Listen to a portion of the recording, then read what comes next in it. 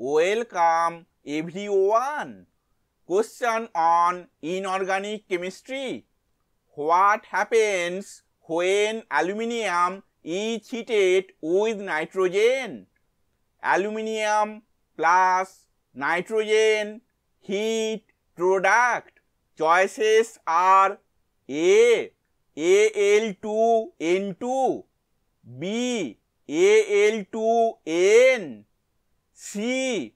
Aln2, D. Aln. Answer is D. Aln. Aluminium nitride.